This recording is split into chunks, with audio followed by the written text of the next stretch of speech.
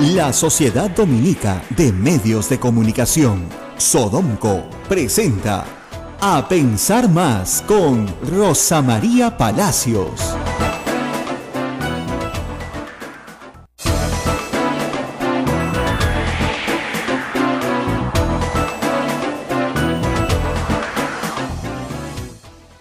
Esto es A Pensar Más con Rosa María Palacios, que se encuentra ya en Singapur en un viaje de trabajo, como ya lo había anunciado el viernes. Desde aquí, nuestro saludo muy especial y deseos de que todo vaya bien en este periplo por tierras tan lejanas a nuestra estimada amiga Rosa María Palacios, que pronto, la próxima semana estará nuevamente con nosotros. Mi nombre es Ismael Soto, me acompaña Abel Ángeles. Hola, Abel. Muy buenos días, Ismael. Es cierto, mucho éxito a Rosa María en su viaje.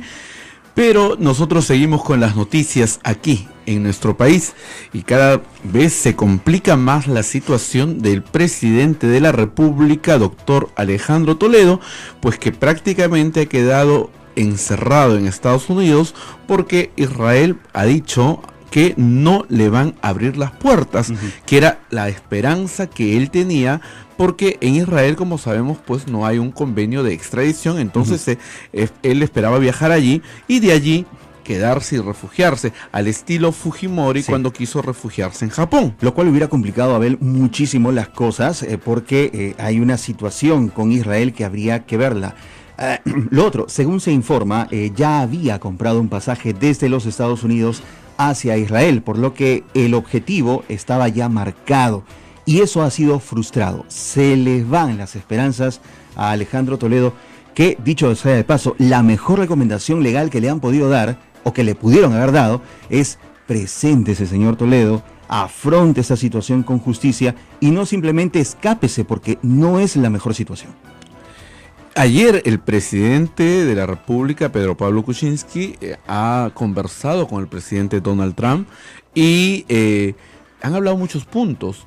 Entre ellos se menciona que se ha hablado pues de la expulsión, ¿no? La deportación del presidente Alejandro Toledo, pero la Casa Blanca ha emitido un comunicado donde no menciona absolutamente nada del tema.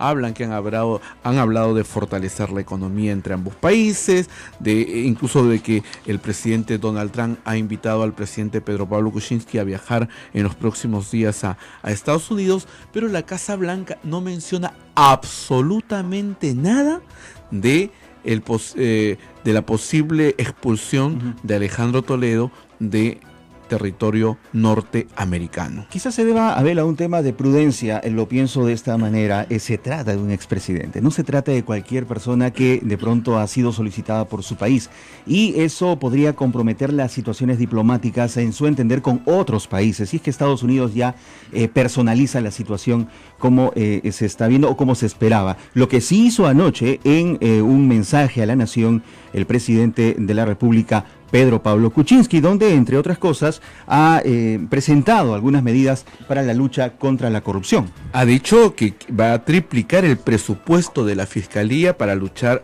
contra todo esto que es la corrupción. Ha ofrecido recompensa a quien denuncie actos de corrupción.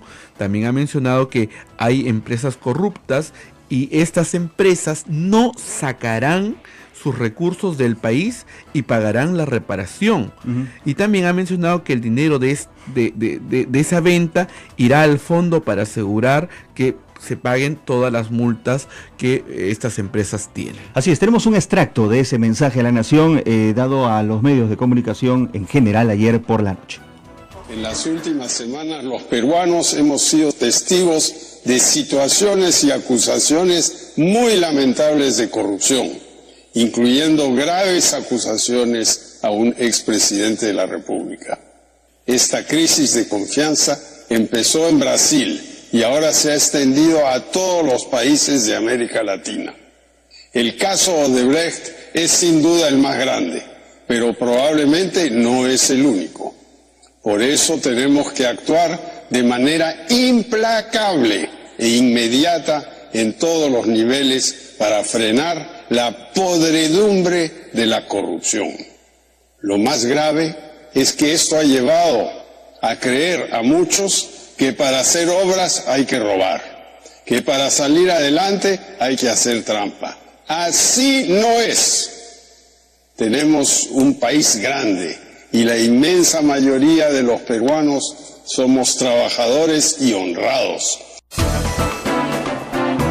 Así no es, prácticamente era el titular de este mensaje a la nación en el que el presidente Pedro Pablo Kuczynski ha expresado diversas medidas para la lucha contra la corrupción. Hay otros puntos también que se han mencionado ayer. Una de ellas es cuando él se menciona como yo soy su presidente, tomando postura, ¿no? De pronto tratando de ganar esa confianza perdida y reflejada en las encuestas en los últimos días.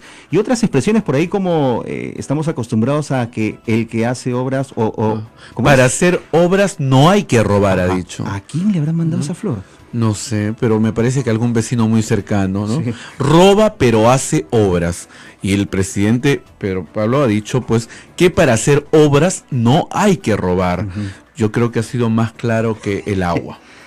Ahora, quiere ganar confianza. Eso está claro. No sé qué tanto los oyentes en Lima, en Chimbote, en Arequipa, en Cusco, en Puerto Maldonado, en Ucayali, que nos están escuchando, puedan creerle al presidente Toledo. ¿Qué tanto, al presidente Kuczynski? No sé qué tanta fortaleza o firmeza han sentido en las palabras de ayer del presidente Pedro Pablo Kuczynski. Es esa seguridad que él ha tratado de transmitir, nos da la seguridad de que se está luchando de verdad contra este mal terrible que ha atacado prácticamente a toda América, que es la corrupción. O simplemente la gente piensa que son solo más palabras que se lleva el viento y que mientras no se vean acciones, estas no se deben creer. Y una de ellas podría ser de pronto ver a Alejandro Toledo ya en tierra afrontando. Yo creo que ese va a ser, yo creo que ese, más que discursos y mensajes a la nación, es actos, acciones. Si el presidente Pedro Pablo Kuczynski logra que el presidente Toledo esté en los próximos días, yo creo que su nivel de popularidad y de credibilidad va a crecer. Y si no solamente pasa eso, sino empiezan a caer otros peces gordos, ¿no? Pese a que él no tiene mucho que ver, porque el Poder Judicial es totalmente autónomo e independiente, pero siempre se refleja en la figura presidencial estos actos. Siempre hay un halo de como no lo toman, no lo atrapan porque lo están encubriendo, lo quieren hacer escapar. Y incluso hay unos memes, ¿no? Que dicen, pues, ¿quién está protegiendo al presidente Toledo? ¿No? Entonces, obviamente apuntarían todos a un hombre de confianza en su momento, a su ex primer ministro. A su ex primer ministro, ¿no? Entonces, yo creo que el presidente Kuczynski lo primero que tiene que hacer, si quiere recobrar la popularidad, la credibilidad y que el pueblo peruano nuevamente vuelva a confiar en él, es que el expresidente Toledo pues esté en las próximas horas en nuestra patria, y que no solamente sea el expresidente Toledo, sino que otros peces gordos salgan a la luz. Y muy gordos, ¿no? Recordemos que la baja en la popularidad del presidente Pedro Pablo Kuczynski tiene que ver de pronto con su falta de seguridad, aquella que debería inspirar en la población. De pronto quiere la población a un presidente más firme y decidido en sus acciones, las mismas que quizá no ha demostrado en anteriores situaciones que ya se han presentado en este corto periodo, Abel, de gobierno que tiene Pedro Pablo Kuczynski. No tiene ni siquiera un año y ya le están pasando cosas que no le han sucedido a otros presidentes en años. Bueno, es que yo siento que el voto que obtuvo el presidente Pedro Pablo Kuczynski fue pues un voto que no era pues un voto a favor de él, sino era en contra de Keiko Fujimori. Mucha gente que no quería que salga la señora Fujimori simplemente votó por él, ¿no? Sí. Y por eso ha llegado a la presidencia, y como él mismo lo ha dicho, él ganó pues por unos cuantos votos, ¿no? Por decirlo así. Y algunas otras circunstancias que se presentaron durante la campaña electoral. Y eso pues él no ha tenido un público cautivo, un público que esté con él devotamente, digamos así, ¿no? Fanáticamente, sino ha sido un público prestado para un momento y que después le ha generado pues, o le está generando todo este problema. Volvemos al tema Alejandro Toledo. De hecho, nunca hemos salido de él porque el tema Odebrecht, la situación de pronto de percepción de la popularidad de nuestras autoridades tienen que ver con cómo es que se está luchando contra este punto importante que tenía que ver con la campaña electoral, que era la lucha contra la corrupción. El presidente o expresidente Alejandro Toledo ha perdido a su primer abogado, Abel. Paolo Aldea ha dicho: no defiendo más a Toledo. ¿Por qué? Porque simplemente no estoy de acuerdo con la estrategia legal que se está tomando en estos momentos. Entiendo que Paolo Aldea probablemente hubiera recomendado al expresidente Alejandro Toledo que afronte esa situación aquí en el Perú y no simplemente que trate de huir, lo cual pues nos parece sumamente difícil escapar de esta situación que es pública, no es tan fácil. Bueno, es que Heriberto Benítez, quien ha asumido su defensa, él lo lleva más por el campo político. Así es. ¿No? Y además el señor Benítez fue un abogado y un político muy cuestionado, porque está pues inmerso en el caso Orellana, está inmerso en muchas cosas dudosas, ¿no? Asumir pues su defensa del señor Toledo, ¿no? Es simplemente para él ventajosísima, porque está reapareciendo en los medios de comunicación, alguien que ya se habían olvidado todos de él. Así nuevamente está siendo la vedette de estos días. Efectivamente. Bien, son las 8 de la mañana con 15 minutos en todo el Perú. A ver, hacemos una pausa que tenemos más adelante. Cuéntanos. Luego estaremos con Rosa María Palacios, que nos ha dejado una interesante entrevista con David Hidalgo. David Hidalgo es un periodista de ojo público quien ha hecho una investigación muy interesante sobre objetos peruanos de nuestra cultura, de nuestra tradición, que se han perdido, se han extraído. Y todo esto a raíz de la famosa mascaipacha que se encontró en la casa del presidente Alejandro Toledo. Vamos a hablar de la mascaipacha tras la pausa, y también viene Rosa María Palacios. Esto es A Pensar Más con Rosa María Palacios. Volvemos. Sodomco, Sociedad Dominica de Medios de Comunicación. Gracias por estar en la sintonía de la Sociedad Dominica de Medios de Comunicación, que integra a Radio San Martín en Arequipa, Radio Veritas RTV en el Cusco, Radio Santo Domingo en Chimbote y Radio Santa Rosa en Lima, ciudad capital. Nuestro agradecimiento a las emisoras hermanas dominicas, Radio Cepagua en Ucayali, Radio Quillabamba La Convención Cusco y Radio Madre de Dios en Puerto Maldonado. Recuerden que este y todos los programas de Rosa María Palacios, A Pensar Más, se encuentran en nuestro canal de YouTube, Sodomco, SODOMCO. También estamos en Twitter en @Sodomco, y toda la información que ustedes pueden encontrar sobre las actividades de la Orden Dominica en nuestra página en internet @SodomcoOP.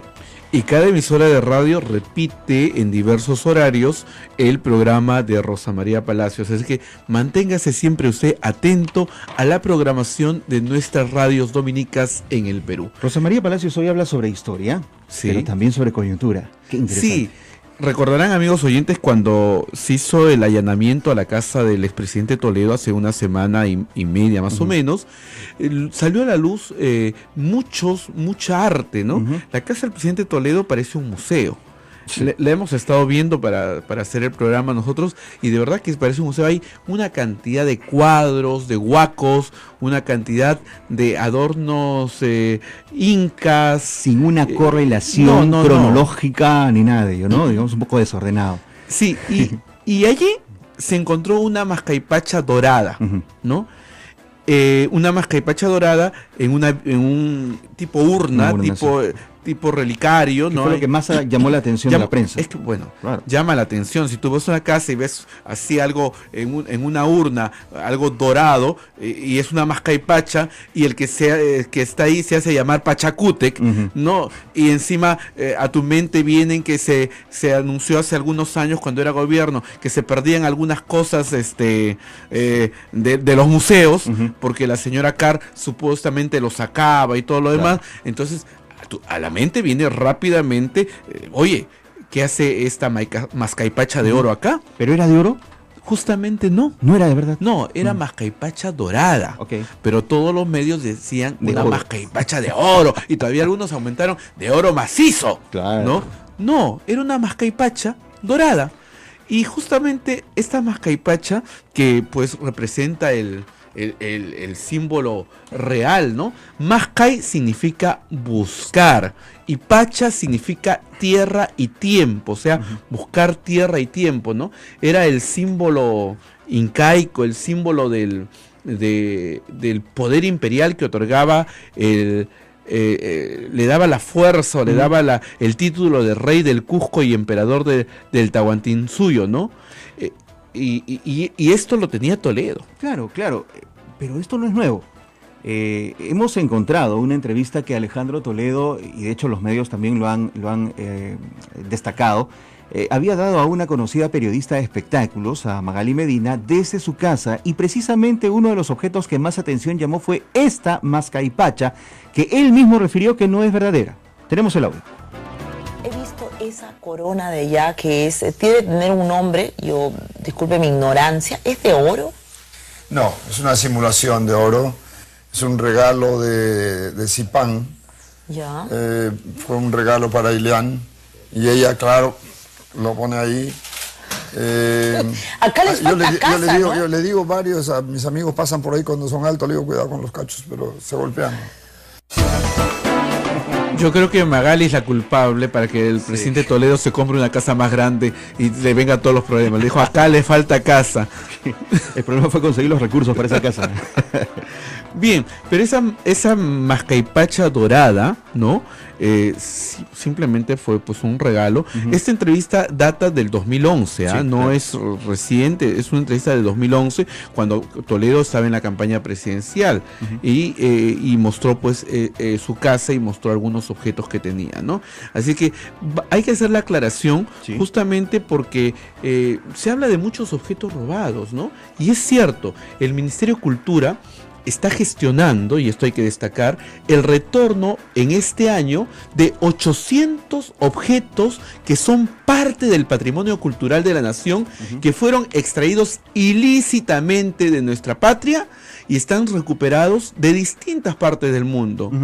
Interesante que durante esta entrevista vamos a conocer otro hecho más. No solo se perdían los objetos, sino el dato biográfico o el registro que existía en los diferentes museos o lugares de origen de estos objetos, por lo que muchos aquí en el país ni siquiera sabían que existían, pero se encuentran fuera del Perú.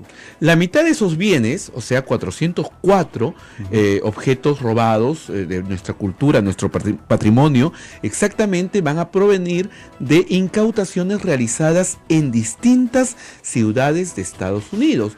Y aquí pues vamos a encontrar valiosas piezas del arte religioso del siglo XVIII que fueron incautadas pues en Estados Unidos y repatriadas también el año 2016. Ya fueron traídas algunas, ¿no? Pero faltan, ¿no? Acá está haciendo el trabajo pues el ministro de Cultura, el señor Salvador del Solar, y también algunos religiosos, como el arzobispo de Ayacucho, monseñor Richard Alarcón, está pues tratando de recuperar todos los objetos robados, ¿no? Todo aquello que salió de nuestra patria. Pues de esto y más conversa Rosa María Palacios con el periodista David Hidalgo de Ojo Público. Le escuchamos. Adelante, Rosa María. Muy buenos días, amigos, y estamos aquí en un programa muy especial. Vamos a hablar de la memoria robada. Eso no quiere decir que usted tenga Alzheimer, señora, no se preocupe, no vamos a hablar de eso, vamos a hablar de otra memoria robada. Ojo Público, que es un portal web de investigación de alta calidad, unido con otros periodistas de Latinoamérica, ha lanzado una serie interesantísima. Es decir, ¿qué pasa con el patrimonio cultural de nuestros países cuando se trafica alrededor del mundo? Hemos perdido la posibilidad de recuperar bienes que son de origen peruano o de origen ecuatoriano, guatemalteco, etcétera. Nos peleamos con nuestros vecinos para definir si una pieza es de determinada cultura o de otra. ¿Qué pasa con cultura que compartimos, como Bolivia, por ejemplo?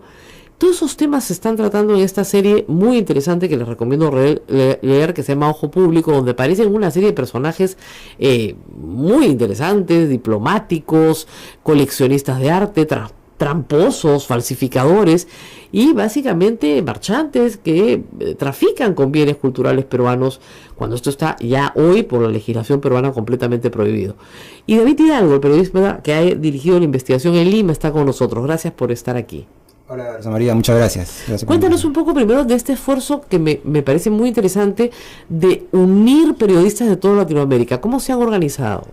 Bueno, la idea surgió porque al hacer unas investigaciones en Perú nos dimos cuenta que había una manera muy deficitaria de investigar el tema de tráfico de patrimonio, que es que cuando uno investiga a nivel nacional termina, como ocurre con cualquier delito, en la frontera del país y no termina cuando con el tráfico que siempre es internacional. Entonces dijimos, el crimen de tráfico de patrimonio es un crimen organizado y tiene que ser investigado de la misma manera que se investiga el narcotráfico, que se investiga el lavado de activos. No tiene fronteras. No tiene fronteras. Entonces hay un caso que empieza en Perú y termina en Argentina o termina en Panamá y de ahí a Estados Unidos.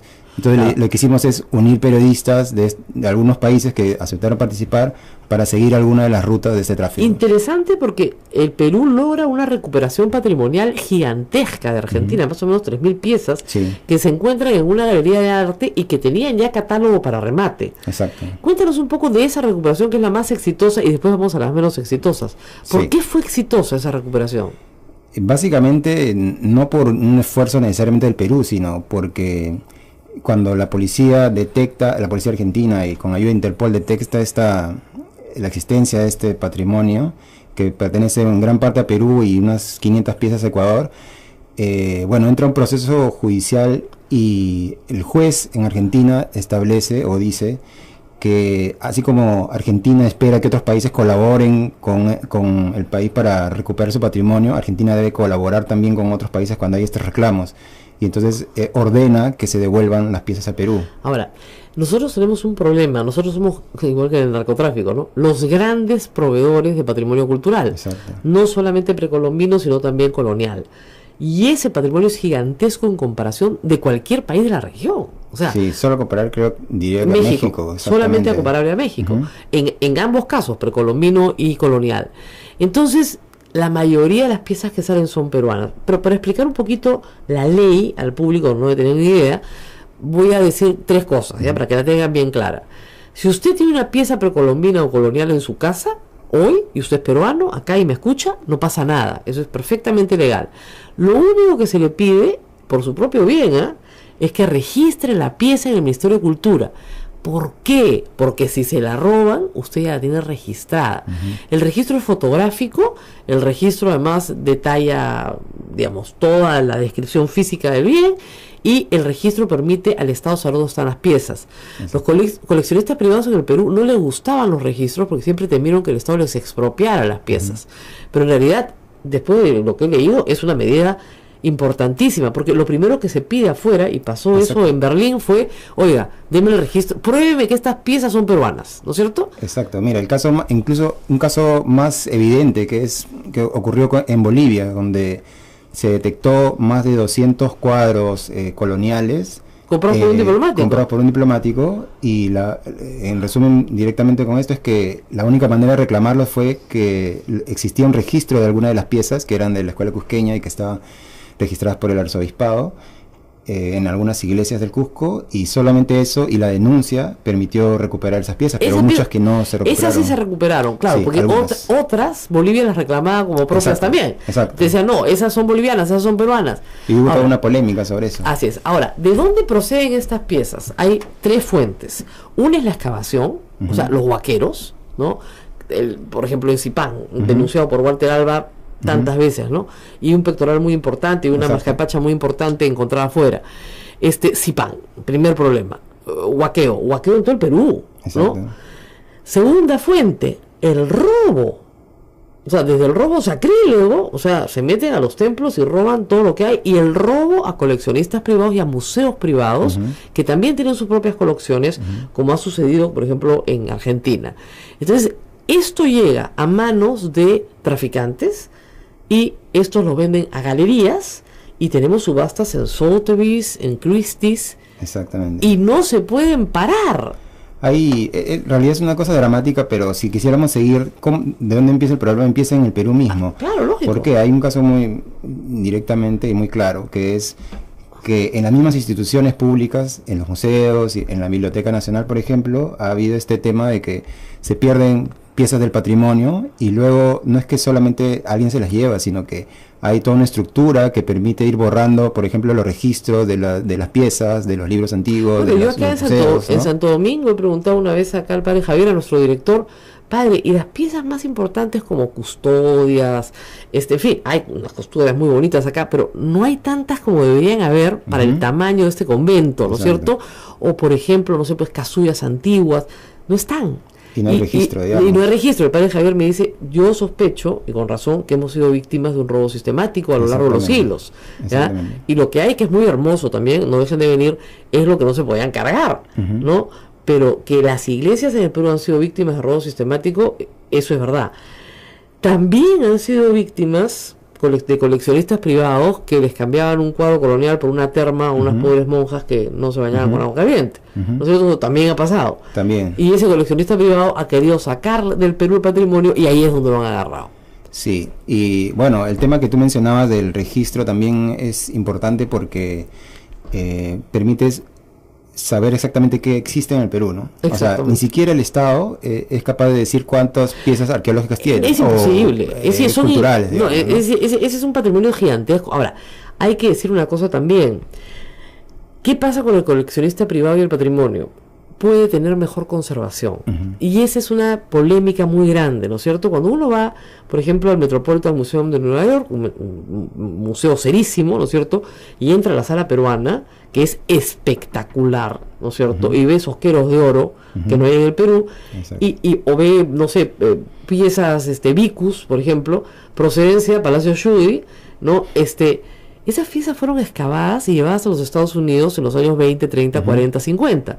Y son espectaculares. Y el museo dice, perdón, es una excavación permitida, incluso hasta patrocinada por instituciones norteamericanas, que a cambio de ese patrocinio traen estas piezas acá. Y son piezas tan frágiles que si no tuvieran el aire acondicionado, la conservación, etcétera, se hubieran perdido. Hay un caso muy claro, que es un manto Paracas que devolvieron de Alemania y que, claro, es delicadísimo, ¿no? Pero incluso creo que fue devuelto con un chip para monitorear si era movido de un ambiente a otro, porque las condiciones de humedad y movimiento podrían afectarlo. Entonces ahí hay un valor complicado, ¿no es cierto? Bueno, estas piezas fueron saqueadas del Perú, pero están conservadas, están en museos públicos. ¿Qué hacer ahí? Es un debate internacional muy interesante, porque, por ejemplo, hace unos años Turquía logró que se recuperara una colección muy importante, que era, digamos, una colección como la de Zipan, que estaba en el Museo de Estados Unidos, y luego cuando lo recuperaron al poco tiempo se la volvieron a robar. Entonces, el debate a nivel internacional sobre la restitución es, bueno, ¿para qué devolver? La posición, obviamente, de los museos de los países industriales. Digamos, el museo de Londres tiene toda la colección de griega. Tiene parte del Partenón. Claro. ¿No? Y no digo Louvre, que se cargó medio Egipto. Claro. En la expedición que hace Bonaparte, además. O sea, ¿cómo le vas a reclamar a Bonaparte que traiga todo lo que trae hasta la piedra Rosetta? Claro. Entonces, tú dices, eran otros usos y costumbres. Hoy hay un tratado internacional, ¿no es cierto? Que ustedes citan bastante en el artículo largo, que de protección y colaboración mutua para evitar el saqueo. Sobre todo hay un convenio, un memorando de entendimiento con Estados Unidos que ha permitido recuperar varias piezas, entre ellas hace unas semanas nomás se devolvió al Cusco un par de piezas de la escuela cusqueña que habían sido recuperadas el año pasado. ¿Qué dice este memorando? En sencillo es que las autoridades de Estados Unidos están obligadas a informar a las autoridades de Perú si en algún momento se detecta que hay una subasta en donde hay posible patrimonio peruano, o si se incauta algún patrimonio peruano, tienen que informarle inmediatamente para que Perú tenga la posibilidad de reclamarlo, ¿no? Entonces eso ha ayudado mucho, según las personas de Cancillería con las que hemos hablado también, ¿no? Claro, ahora, ¿qué es patrimonio peruano? También es toda una discusión, ¿no? Porque por supuesto competimos con Ecuador, con Bolivia, no con Chile, que no tiene tanto, ni con Argentina, pero con lo que tenemos nosotros y Colombia.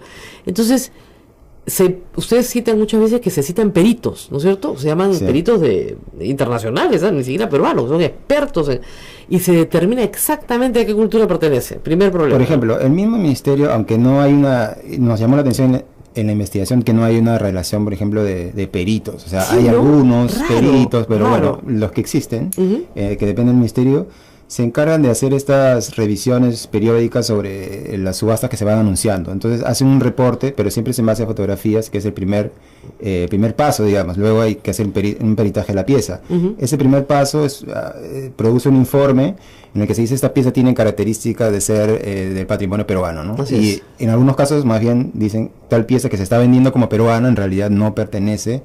Y eso es también un hallazgo porque, Claro, porque hay miles muestra. de piezas que venden en las casas de subasta de fuera que no se venden como peruanas o Y no lo son. y no lo son. Ahora, las fotografías que ustedes publican de algunas piezas son evidentemente Sí, peruanas. Para cualquier persona que está vinculada mínimamente con la arqueología peruana, son evidentemente peruanas, ¿no? Sí. Ahora, la otra forma de sacar cosas del Perú que me pareció interesantísima es a través de unos certificados de artesanía. Sí. Es decir, esto es copia, Ujú. esto es mentira, son originales.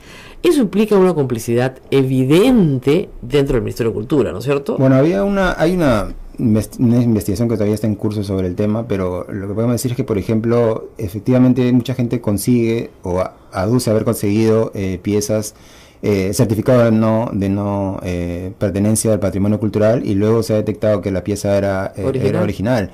O también ocurre que, por ejemplo, a nivel internacional existen algunas instituciones que otorgan un certificado de que la pieza no ha sido reportada como robada, ¿no? Claro, basta con eso. Los museos del extranjero dicen, bueno, yo tuve este certificado de una organización que funciona en Nueva York donde dice que esta pieza no está robada. Claro. En consecuencia la puedo comprar, pero cuando la han reportado al Perú, resulta que, por ejemplo, hay cuadros de la Virgen de Cocharcas que son unas cosas maravillosas y que habían sido robadas del Perú. La lección que uno saca de esto son dos, que creo que son bien importantes. Todo aquel que tenga una pieza de valor tiene que registrarla, y eso implica que la Iglesia Católica, por ejemplo, haga un trabajo para el cual no tiene dinero, porque cuesta, de registro. Sí. Esto es inmenso. Entonces, el Ministerio de Cultura tenía un equipo de colaboración, Exactamente. por ejemplo, con la Iglesia Católica, para registrar todo el patrimonio colonial. Luego, los museos de sitio tienen que tener actualizados completamente sus registros, bien armados, para poder evitar el robo, y probablemente con doble copia, ¿no? O sea, el Ministerio de Cultura y en el otro lado. Es decir, hacer un esfuerzo registral gigantesco, que creo que hoy en el Perú es un vacío enorme. Y que implica, digamos, tener todo bien contabilizado para que no te lo roben. Mira, de hecho, hay unos reportes de Contraloría que hacen una gestión para averiguar cómo se están, una revisión de la gestión de los museos de hace 5 años. Ajá.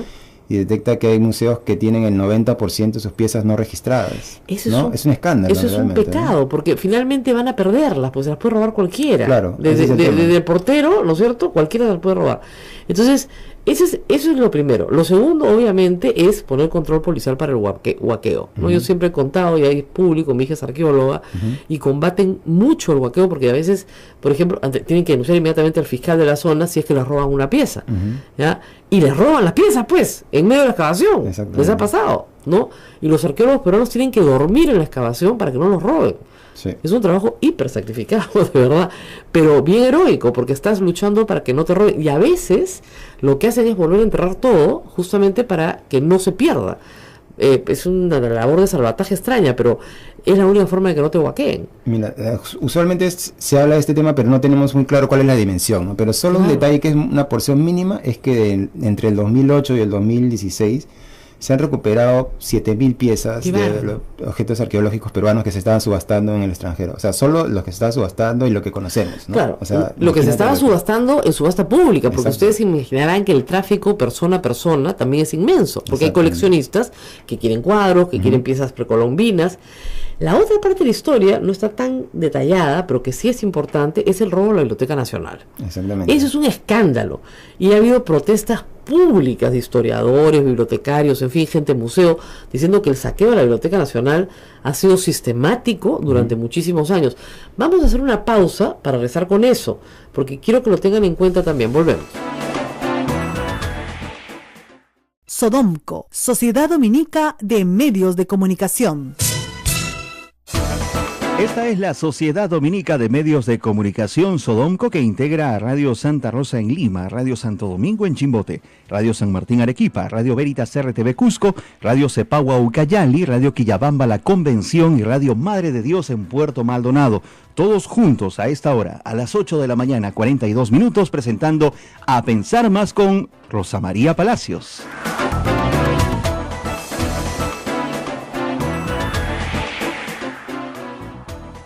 Y seguimos conversando con David Hidalgo de Ojo Público sobre este proyecto latinoamericano que ha unido a periodistas desde México hasta Perú para tratar de establecer las rutas, ¿no es cierto? Y las formas en las cuales, como dicen, se roba la memoria. O sea, estas piezas, ustedes dirán, ¿son importantes? Sí, porque nos permiten entender de dónde venimos, quiénes somos, cómo se forma la cultura peruana. Hay un caso, por ejemplo, que ahora que mencionabas el tema de la Biblioteca Nacional, ¿no? Uno de los casos que mencionamos es de un manuscrito que se robaron probablemente entre el 2001 y el 2010. Un manuscrito valiosísimo. Muy valioso. Y cuando le preguntamos a un especialista por qué servía, entonces él decía, bueno, por ejemplo, ¿no? Sirve para detectar cómo se usaban las palabras, cómo un sacerdote de la época colonial usaba las palabras en quechua para introducir ideas que no existían en el mundo andino, por ejemplo, ¿no? No, y no solamente eso, sino que ese sacerdote está reflejando el quechua hace 400 años. Exactamente. O sea, interesantísimo, importantísimo. De repente no es una aproximación correcta, pero de todas maneras, con sus errores y todo, permite establecer cómo sacerdotes misioneros aprendían la lengua local y luego la transformaban en un texto muy rico que describe el mundo andino, es prácticamente una crónica. Bueno, esa crónica se la han robado. Se la robaron y terminó en un anticuario en Buenos Aires, y luego la compró una biblioteca de Washington que pertenece a la Universidad de Harvard, y la detectó un académico que justamente conocía esa pieza porque la había estudiado en la Biblioteca Nacional de Perú. Entonces cuando la ve en Washington dice, oye, esta pieza pertenece a Perú y ahora ya no tiene los sellos que tenía. Él tenía, dicen, hasta las fotocopias completas de toda la documentación y las presenta. Y nadie reclama. El Perú hasta ahora no ha reclamado ese manuscrito. No, el Perú lo logró recuperar en un momento. Sí, el detalle es que ese caso permite saber que, por ejemplo, esa pieza que era evidentemente de la Biblioteca Nacional, cuando se hace la revisión para sumar todas las pruebas, se encuentran que se habían perdido, entre comillas, todos los registros internos, es decir, el área de la bóveda donde estaba registrada, el área del catastro, ¿no? Es como, fíjense, una vez hace años me explicaron en una municipalidad que si tú le dabas una coima a un funcionario, porque acá todo funciona así, tu casa desaparecía del catastro y no te cobraban el predial por años. Algo así es. Imagínense, entonces tú desapareces, entonces el registro de la pieza desaparece, entonces a la hora de hacer inventario, si tú eres un museo serio, cada cierto tiempo haces inventario, es decir, agarras tu registro y vas pieza por pieza para ver qué hay. Si borras el inventario, entonces simplemente la pieza jamás va a ser buscada. Y lo que puede pasar es que si puedes detectarla en el extranjero, pero las autoridades a nivel internacional te van a decir, bueno, ¿cuál es la prueba de que te pertenece? Bueno, felizmente había un académico acá que podía ser el testigo y tenía las fotocopias. Había un académico y luego se encontró un registro de los años 50, pero casi perdido. Claro. Entonces ahí se estableció que en esa época había llegado a la Biblioteca Nacional. Claro, porque fíjense, el problema con nuestra biblioteca es que ha sido, saqueada completamente en la guerra con Chile y luego incendiada en el año 40. Entonces lo que queda es lo que se ha podido rescatar a veces a nivel internacional. Ha sido un mérito enorme. Entonces hay tráfico hoy de mapas, de piezas. Hay libros mutilados en la Biblioteca Nacional. Se mutilan para poder traficar los mapas, por ejemplo. Hay un libro muy importante que se llama El derrotero del Mar del Sur, que es básicamente la crónica de un viaje de un marino del siglo XVIII, o sea, de 1730, y hace un dibujo de toda la costa sudamericana hasta Chile, hasta el sur de Chile. Bueno, varios de esos mapas fueron cortados, pero específicamente los de una zona que se llama Chiloé, que es un archipiélago al sur. Entonces los expertos dicen, que yo consulté para el tema, era que son robos a pedido. O sea, ¿a quién le puede interesar unos mapas de Chiloé? Bueno, a alguien que conoce la zona y que es un coleccionista, y los coleccionistas pues matan por una pieza que le falta su colección, ¿no? Exactamente. No, yo conozco una persona que tenía por herencia una colección de cuadros cusqueños en su casa. Y se le metieron los ladrones y lo único que le robaron fueron las telas cusqueñas enrolladas. Hasta los marcos les dejaron. Eso es a pedido. Todos decíamos, esto es pedido. Exactamente. Ahora, él denunció, por supuesto, ¿no? Se aparece en algún momento, se la recuperará, porque tiene la denuncia policial y el registro, las Exacto. piezas. Pero si no lo tienes, simplemente las pierdes. Esa es la razón por la cual la Iglesia Católica en general y determinados conventos, iglesias, etcétera, han perdido sus piezas, ¿no? Que podrían recuperar para mejorar su acervo cultural. Pero regresamos al tema, te dicen, oye, pero ¿sabes qué? Tú detectas estas líneas de corrupción dentro, por ejemplo, de la Biblioteca Nacional. Las penas son bajísimas.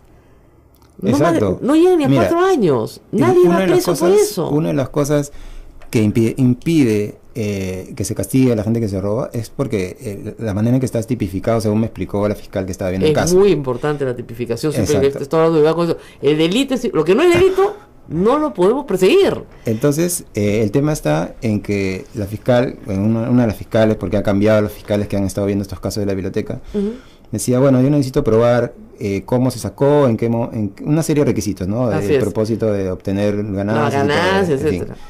Y bueno, el único caso que ha reunido todas esas características es la de un vigilante de la propia biblioteca que fue filmado por las cámaras internas. Perfecto. Mientras sacaba Prueba el libro dentro de la biblioteca. Prueba plena. Esa persona fue sometida a juicio y solamente recibió 2 años de prisión suspendida y una multa de $1,000, nada más. Ya está. Y el libro ya hasta ahora el libro puede haber valido $20,000. Posiblemente. ¿Se dan cuenta? Entonces, ahí tenemos un problema detectado y es un problema común a toda Latinoamérica. En el fondo lo que te está diciendo el Código Penal es no valoramos el patrimonio. Exactamente. Porque, miren, si la pena máxima es 4 años, te van a dar suspendida de todas maneras. ¿Ya? Y a lo más podrás cantar por dónde se fue lo que sacaste, a quién se lo diste, pero nada más que eso. Y hay un tema un poco raro, por ejemplo, lo que explican algunos expertos también del tema es que si, por ejemplo, alguna pieza no está declarada, o sea, no hay un documento, una resolución que declara oficialmente patrimonio un libro antiguo, puede ser puede ser de 1500, valiosísimo, claro. Pero si no tiene ese documento, si alguien se lo roba, es como si se hubiera robado una caja de zapatos o una cosa así. O sea, es una cosa simple. Es un bien fungible, no vale nada, valor un sol. El tema está en que no está bien ordenado, digamos. Y además tú sabes que por la cuantía ni siquiera califica como hurto. Entonces, como hurto simple, ¿no? Ni siquiera. Entonces, hay que tener atención en esto. Acá me escuchan todas nuestras radios hermanas, casi todas funcionan en conventos o cerca de conventos y están vinculadas a la iglesia. Hay que hacer una labor de registro. Acá tenemos una biblioteca que tiene libros muy antiguos y algunos más nuevos, por cierto, pero uno de los problemas principales es hacer la labor de registro. Y acá tenemos un archivo histórico del convento que ha sido abierto hace muy poco tiempo, justamente por el jubileo del año pasado, que tiene documentos históricos espectaculares. Por ejemplo, todos los sermones del siglo XVII o siglo XVIII, o sea, los sermones manuscritos se hacen de esa manera, que permiten comprender mucho las preocupaciones de la época, el ambiente, etcétera. Para los historiadores es una fuente buenísima, ¿no es cierto?, de información. Si eso se pierde, ¿no es cierto?, se pierde lo que pasó en esa época. Y para quienes somos amantes de la historia, se nos va un pedazo de la historia, ¿no? No podemos conocer qué fue exactamente lo que pasó aquí, ¿no? Y claro, la arqueología, la historia, la geografía son carreras mal pagadas, ¿no? Pero heroicas. Yo sí respeto mucho el trabajo del heroico y el combate por tratar de recuperar cosas que se perdieron y que han sido efectivamente robadas. Lo que sí me gustaría en todo caso es señalar o recordar en todo caso es que ha habido todo un esfuerzo en los últimos años, por lo menos no se recordará si hubo toda esta polémica por la gestión de Ramón Mujica al frente de la biblioteca. Hay una campaña para recuperar libros antiguos, ¿no? Y luego el último episodio que motivó su salida era una serie de cosas administrativas, pero eso supuestamente detuvo la investigación a nivel fiscal de muchos de los casos que eran gravitantes. Hay como 12 casos emblemáticos de la Biblioteca Nacional. Supuestamente se iban a seguir. Luego, en algún momento él denunció que se habían detenido. Además, como tú comprenderás, con 4 años de prisión máxima, la prescripción puede ser rapidísima. Claro. ¿Ya? Porque son penas muy bajas, te prescribe, pues en 4 años te prescribe todo. Lo que se demora la fiscal en investigar, te prescribió el delito. Entonces ese es un problema muy grave. Entonces tenemos un grupo de gente que se está haciendo muy rica por fronteras permeables, también hay que decirlo, donde se coimea, porque esos cuadros, digamos, como tú señalas en el artículo, hay cuadros que se han encontrado con marco y todo, de pan de oro. ¿Cómo llevas eso? O sea, eso no pasa, eso es un elefante, pues no pasa enrolladito, no, pasa por la frontera. Hay libros que nosotros, y yo esa investigación empecé hace varios años con otros artículos del tema, y hemos encontrado libros antiguos, uno de 1500 y tanto, que tenía el código de barras de la Biblioteca Nacional, o sea, que había sido catalogado un par de años antes, ¿no? O sea, a ese nivel, no es que ni siquiera es que se roben las piezas olvidadas, sino ya las cosas que ya están registradas y todo, entonces hay una impunidad tremenda. Claro, ¿no? y cosas grandes pasan a la frontera. Argentina es un gran centro de distribución, por lo que dice el libro, de artículos robados que se venden a galerías internacionales, y ahí sí en Argentina se hacen catálogos, que eso es maravilloso. Figura la pieza del catálogo. Pero por ejemplo, el inicio de la nota que ustedes, les recomiendo a todos leerla, es larga, pero es muy interesante. El inicio de una de las notas que tienen dos notas largas, es que en Berlín, me parece, están rematando no es en Berlín, es en Bélgica. En Bélgica, perdón. En Bélgica va a haber una subasta y el gobierno belga está dispuesto a colaborar, porque ha firmado un tratado de cooperación sobre esa materia. Pero le dice a todos los países, porque se presentan México, Bolivia, Costa Rica, se presentan juntas, y oiga señor, estos son bienes nuestros, pruébenlo. Exactamente. Y en 3 días no podían probarlo, pues. Claro, que es lo que pasa con muchas subastas, o sea, se detecta incluso piezas evidentemente peruanas y siempre es con 1 o 2 días de anticipación que no se puede hacer ninguna gestión y las piezas terminan vendidas en otras lados. Por eso nuestra idea era como hacer un registro, un catálogo, y hemos hecho una herramienta digital que permite buscar, por ejemplo, si una pieza ha sido robada. Tú pones, por ejemplo, Virgen de Guadalupe y sale todos los reportes de obras que han sido robadas. Y eso es parte del proyecto también de Memoria Robada. Es parte del proyecto que tiene información de... ¿Hasta ahora cuántas piezas han logrado? Nosotros tenemos un registro de piezas robadas. O sea, hay en base a Interpol y a información del Estado peruano y de otros estados, es como 40.000. Ya tiene 40.000. El registro tiene 40.000 y obviamente es una suma ínfima, pero es lo que existe reportado a nivel internacional. Así es. Y debería haber mucho más, ¿no? Lógico, pero por lo menos es lo que se reporta, porque hay gente que en el Perú, y eso también hay que decirlo en el programa, los va a ayudar mucho, le roban piezas arqueológicas y nunca lo denuncia a la policía. Hay que denunciar en este caso. Entonces, primera acción, registrar. Exacto. Segunda acción, denunciar cuando te roban. ¿Por qué? Porque si la pieza aparece en una subasta, tú puedes inmediatamente reclamarla y de acuerdo a los tratados internacionales de colaboración firmados por el Perú, tienen que devolvértela. Sí, y ojo que, bueno, según los últimos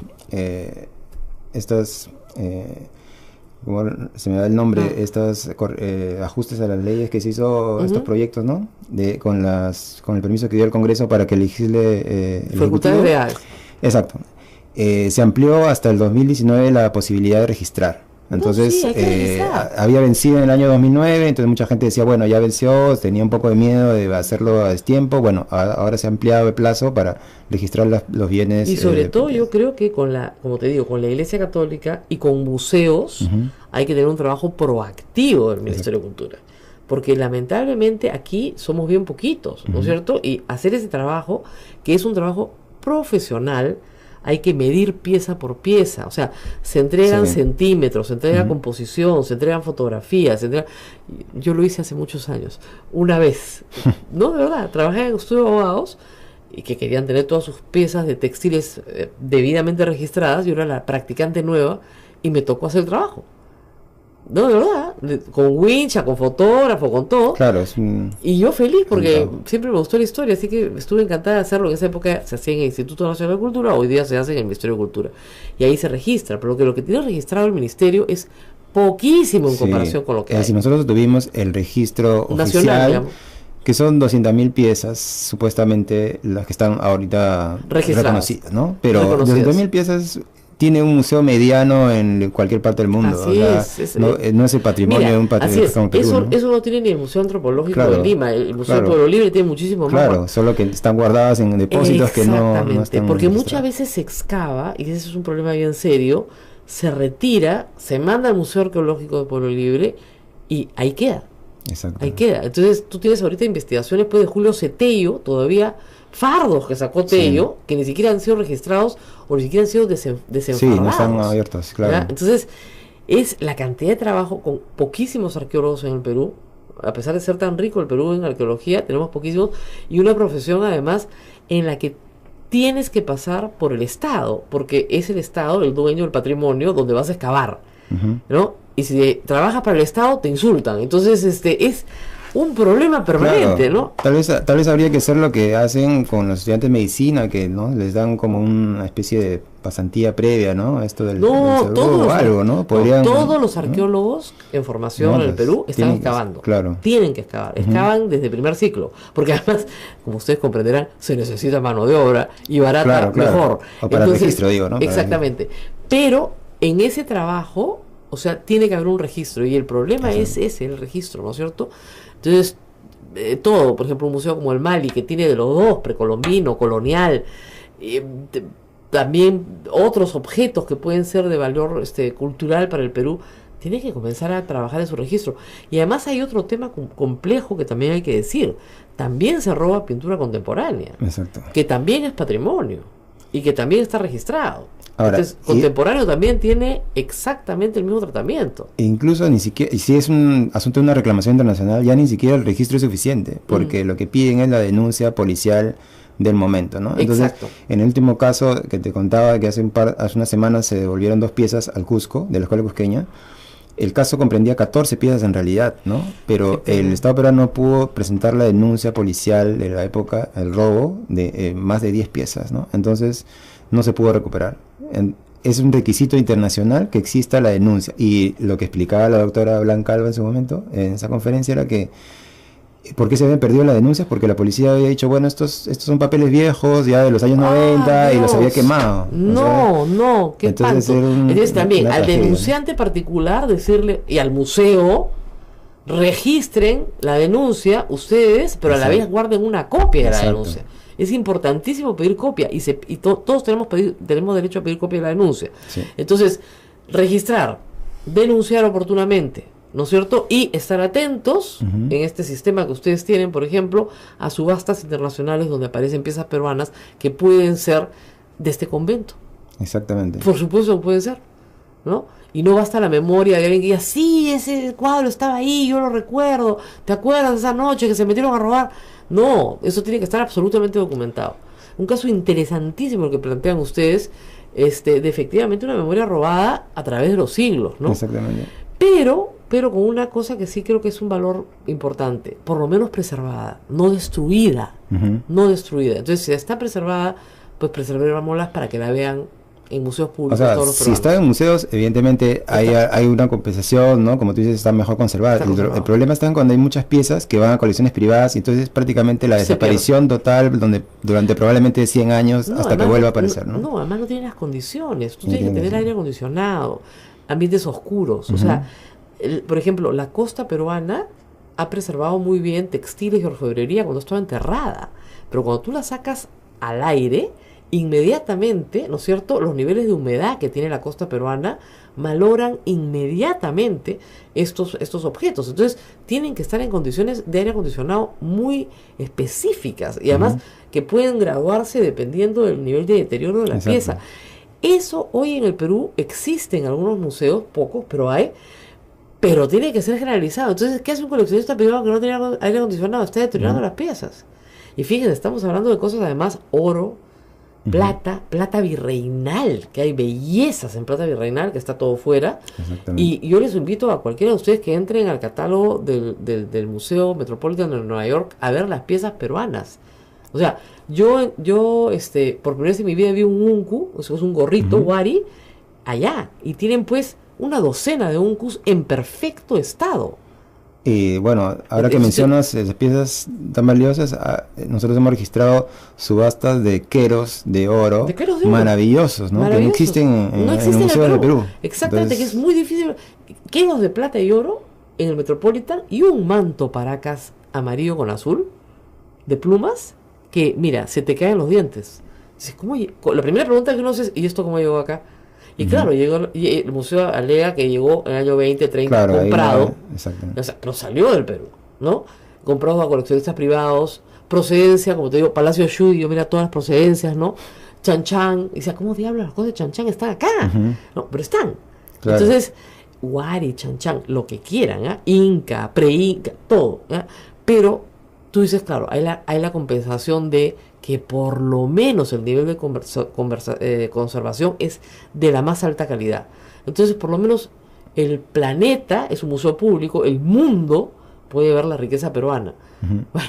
Igual creo que haciendo un gran esfuerzo podríamos tener por lo menos las condiciones de un museo, o por lo menos un gran museo. ¿No? Ya viene el museo.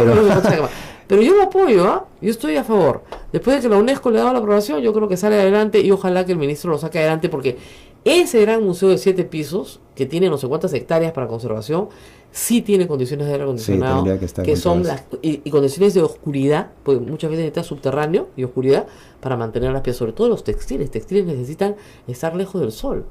Nosotros tenemos acá uno de los patios sevillanos más lindos de Latinoamérica, y nuestro director de museo, el problema que tiene hoy es 400 años después, es la cantidad de sol que le da a un lado del patio, ¿no es cierto? Claro. Y la azulejo sevillano comienza a desgastarse, ¿no? Hay que taparlo. Pero, claro, entonces hay toda una discusión de cómo conservar. Pero sí, por si acaso, no es una propaganda. Felizmente el patio no se lo puede cargar nadie. Entonces pueden venir cuando quieran. Gracias a Dios el patio no se lo han cargado. Pues es uno de los patios sevillanos más bellos de América. Y las fechas de producción están en las mismas mayólicas, es de 1602 a 1604. ¿Ya? Y eso está acá en el centro de Lima, vengan a verlo.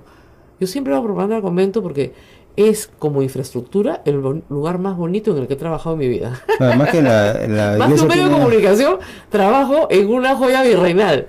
Pucha. La iglesia tiene en realidad un patrimonio cultural enorme y maravilloso realmente. El arzobispado de Lima, que cobra caro la entrada, dicho sea de paso, acá es barato, tiene uno de los mejores museos que hay de arte colonial. Entonces, pero sí tiene que tener todo registrado. Y yo entiendo que hay un gran esfuerzo ahorita de registro, pero yo creo que el Ministerio de Cultura tiene que ser más proactivo, sobre todo en provincias, sobre todo en el Cusco, iglesias pequeñas, olvidadas. Se querían robar pues una iglesia de Andahuaylía completa. Claro, todo un altar. Coro completo, el altar, se lo querían robar. ¿Ya? Entonces, eso implica un riguroso cuidado de los obispos de cada jurisdicción, que deberían tener una división, por ejemplo, de registro y protección de bienes culturales. Bueno, ¿no? hay una división, y de hecho hace un tiempo existía una página web del arzobispado donde estaban registradas todas las piezas que se les habían robado. De Lima, del ¿no? Cusco. Del Cusco, perdón. Del Cusco. Claro, bueno, donde está... Pero hay que estar en todo el Perú. Yo creo que lo importante, esto es un programa pastoral, esta es una tarea para la iglesia también, hay que estar en todos, porque en todo el Perú tenemos riqueza arqueológica, no hay lugar donde somos inmensamente ricos, somos bendecidos en riqueza arqueológica.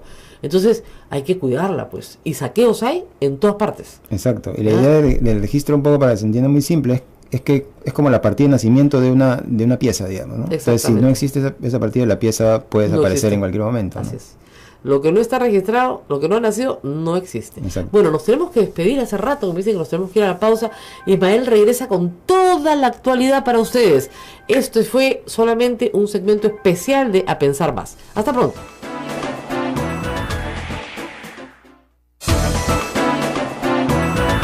Gracias a Ojo Público, que nos ha permitido tener a David Hidalgo, uno de sus periodistas, que ha conversado con Rosa María Palacios sobre este interesante tema que tiene que ver con historia y también con la coyuntura nacional. Es todo por hoy, amigos. Gracias por su preferencia. La red Sodomco vuelve a su programación habitual. Síganos en nuestro canal en YouTube, Sodomco. Cuídense, hasta mañana. Hasta aquí.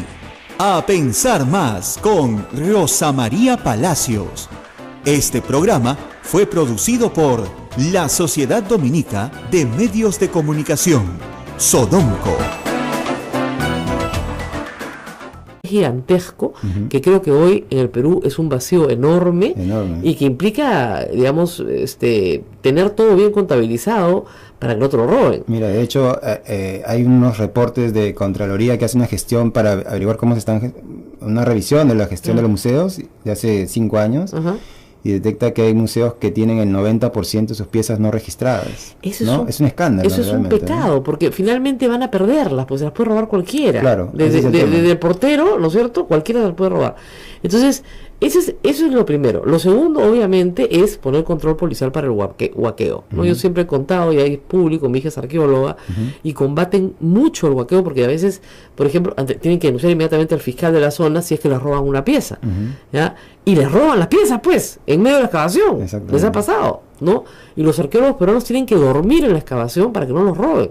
Sí. Es un trabajo hiper sacrificado, de verdad, pero bien heroico, porque estás luchando para que no te roben, y a veces lo que hacen es volver a enterrar todo justamente para que no se pierda.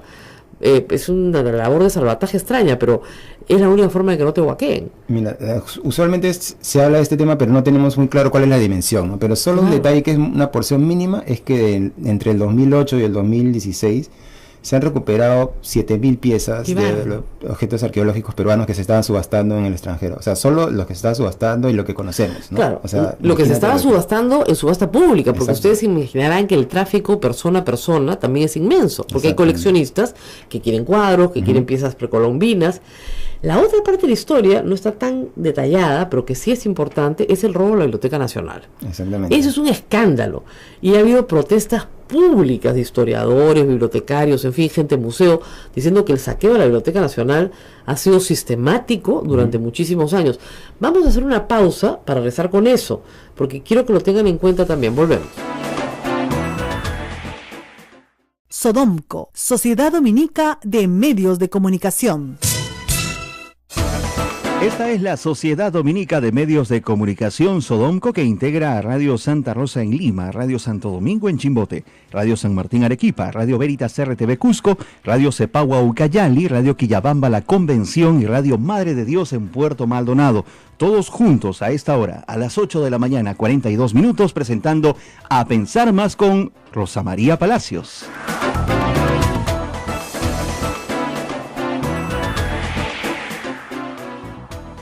Y seguimos conversando con David Hidalgo de Ojo Público sobre este proyecto latinoamericano que ha unido a periodistas desde México hasta Perú para tratar de establecer las rutas, ¿no es cierto? Y las formas en las cuales, como dicen, se roba la memoria. O sea, estas piezas, ustedes dirán, ¿son importantes? Sí, porque nos permiten entender de dónde venimos, quiénes somos, cómo se forma la cultura peruana. Hay un caso, por ejemplo, que ahora que mencionabas el tema de la Biblioteca Nacional, ¿no?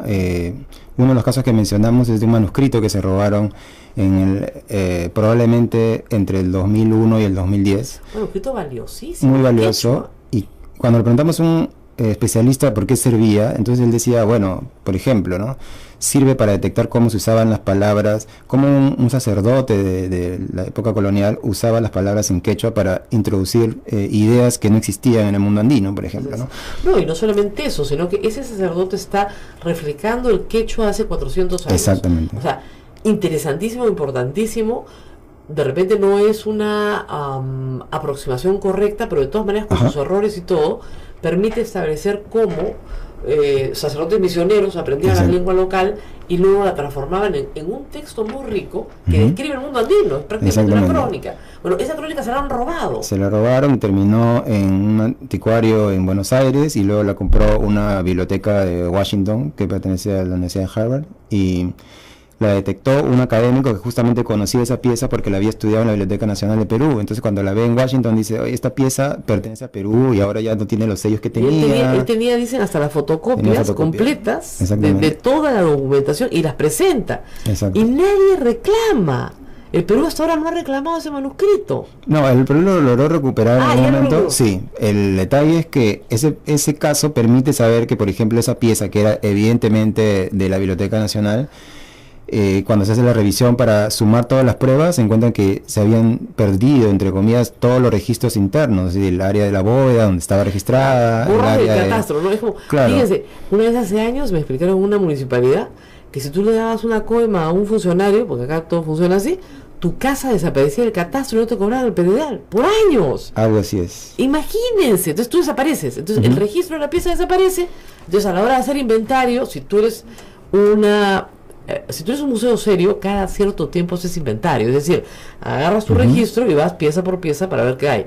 Si borras el inventario, Entonces simplemente la pieza jamás va a ser buscada. Y lo que puede pasar es que si puedes detectarla en el extranjero, pero las autoridades a nivel internacional te van a decir, bueno, ¿cuál es la prueba de que este te pertenece? Bueno, felizmente había un académico acá que podía ser el testigo y tenía las fotocopias. Había un académico y luego se encontró un registro de los años 50, pero casi perdido. Claro. Entonces ahí se estableció que en esa época había llegado a la Biblioteca Nacional.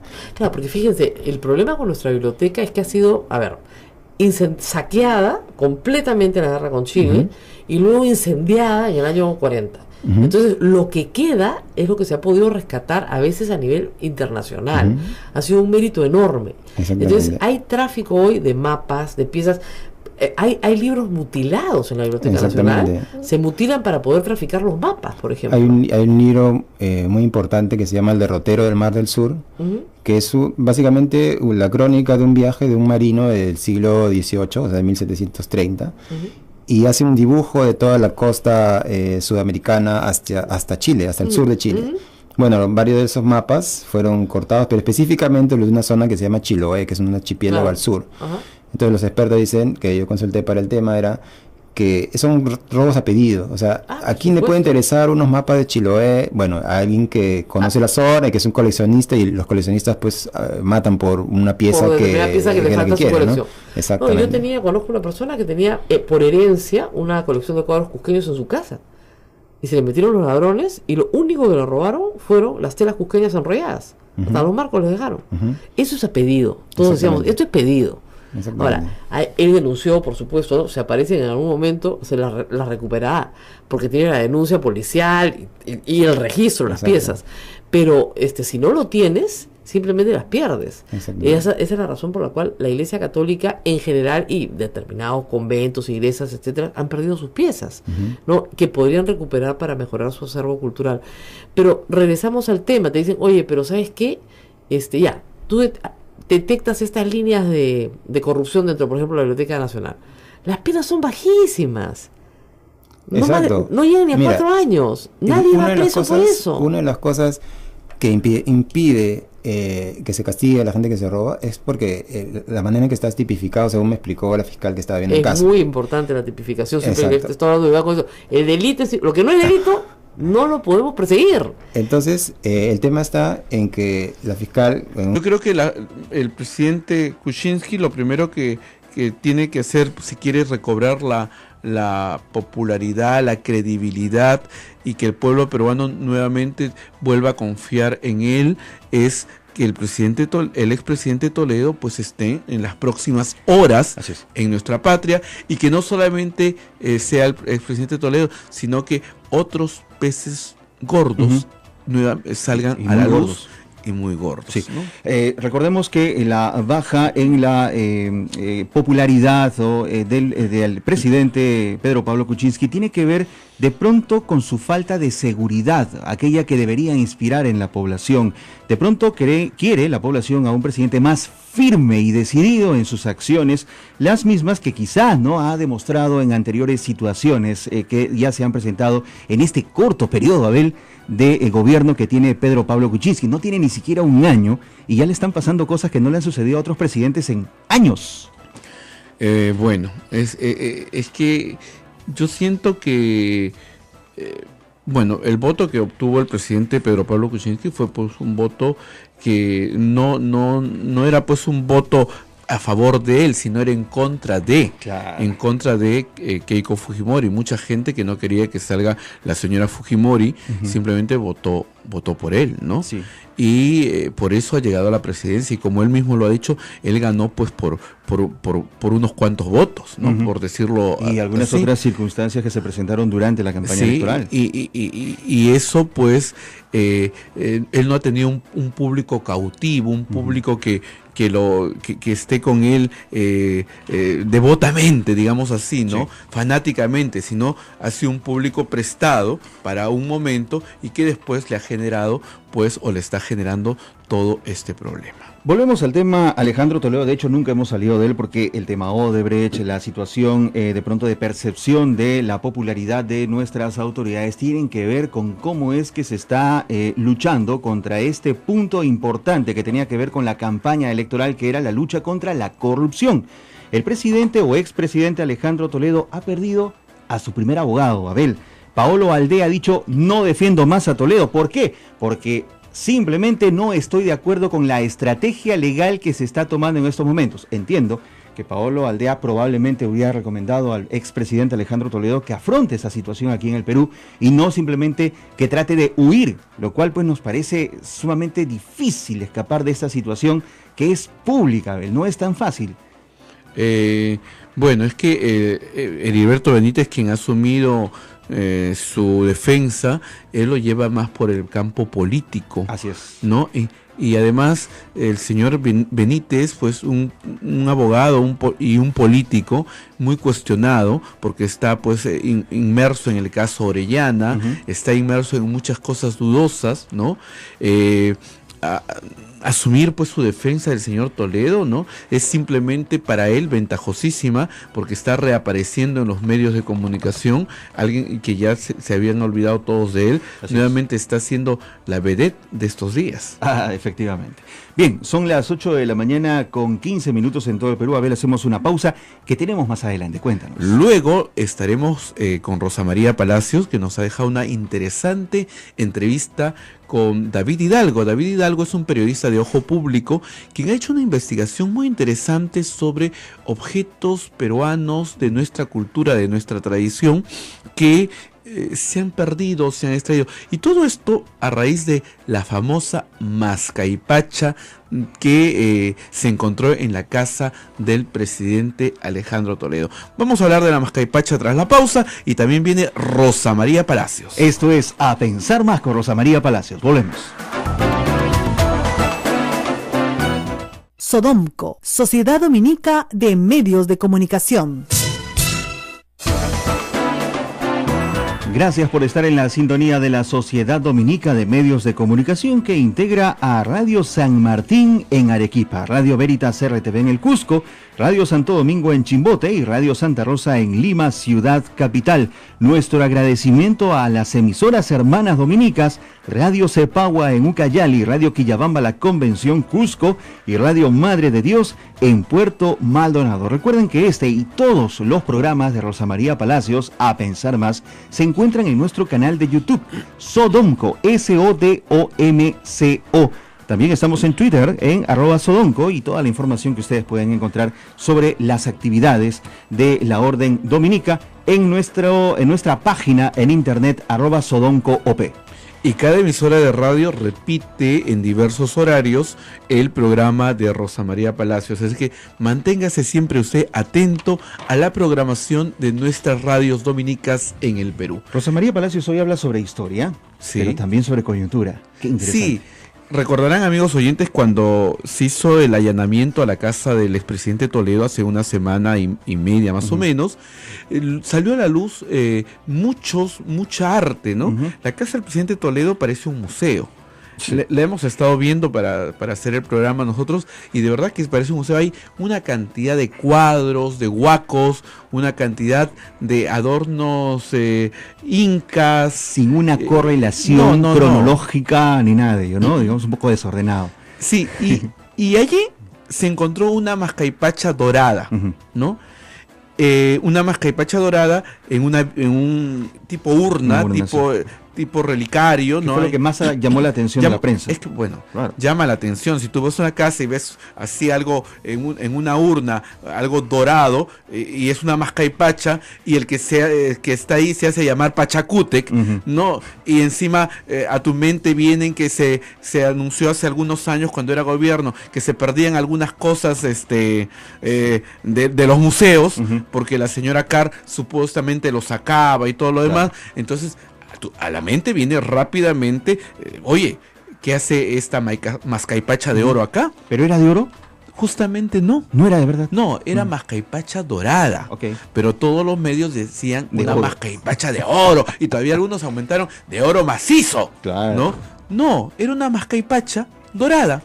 Y justamente esta mascaipacha, que pues representa el símbolo real, ¿no? Mascai significa buscar y pacha significa tierra y tiempo, o sea, buscar tierra y tiempo, ¿no? Era el símbolo incaico, el símbolo del del poder imperial que otorgaba le daba la fuerza o le daba el título de rey del Cusco y emperador del Tahuantinsuyo, ¿no?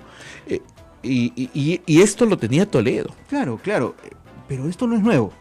Hemos encontrado una entrevista que Alejandro Toledo, y de hecho los medios también lo han destacado, había dado a una conocida periodista de espectáculos, a Magali Medina, desde su casa, y precisamente uno de los objetos que más atención llamó fue esta mascaipacha, que él mismo refirió que no es verdadera. Tenemos el audio. He visto esa corona de allá que tiene que tener un nombre, disculpe mi ignorancia, ¿es de oro? No, es una simulación de oro, es un regalo de Zipán. Ya. Fue un regalo para Ileán y ella, claro, lo pone ahí. Acá les falta casa, ¿no? Yo le digo varios, a mis amigos pasan por ahí cuando son altos, le digo cuidado con los cachos, pero se golpean. Yo creo que Magali es la culpable para que el presidente Toledo se compre una casa más grande y le vengan todos los problemas. Le dijo, acá le falta casa. El problema fue conseguir los recursos para esa casa. Bien, pero esa mascaipacha dorada, ¿no? Simplemente fue pues un regalo. Esta entrevista data del 2011, ¿ah? Sí, no es reciente, es una entrevista del 2011 cuando Toledo estaba en la campaña presidencial y mostró pues su casa y mostró algunos objetos que tenía, ¿no?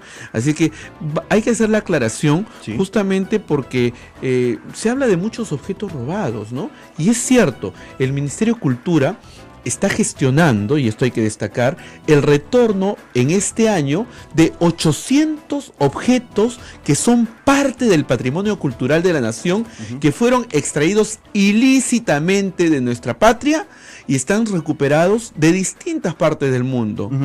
Interesante que durante esta entrevista vamos a conocer otro hecho más. No solo se perdían los objetos, sino el dato biográfico o el registro que existía en los diferentes museos o lugares de origen de estos objetos, por lo que muchos aquí en el país ni siquiera sabían que existían, pero se encuentran fuera del Perú. La mitad de esos bienes, o sea 404 objetos robados de nuestra cultura, nuestro patrimonio, exactamente van a provenir de incautaciones realizadas en distintas ciudades de Estados Unidos. Y aquí pues vamos a encontrar valiosas piezas del arte religioso del siglo XVIII que fueron incautadas pues en Estados Unidos y repatriadas también el año 2016. Ya fueron traídas algunas, ¿no? Pero faltan, ¿no? Acá está haciendo el trabajo pues el ministro de Cultura, el señor Salvador del Solar, y también algunos religiosos, como el arzobispo de Ayacucho, Monseñor Richard Alarcón, está pues tratando de recuperar todos los objetos robados, ¿no? Todo aquello que salió de nuestra patria. Pues de esto y más conversa Rosa María Palacios con el periodista David Hidalgo de Ojo Público. Le escuchamos. Adelante, Rosa María. Muy buenos días, amigos, y estamos aquí en un programa muy especial. Vamos a hablar de la memoria robada. Eso no quiere decir que usted tenga Alzheimer, señora, no se preocupe, no vamos a hablar de eso, vamos a hablar de otra memoria robada.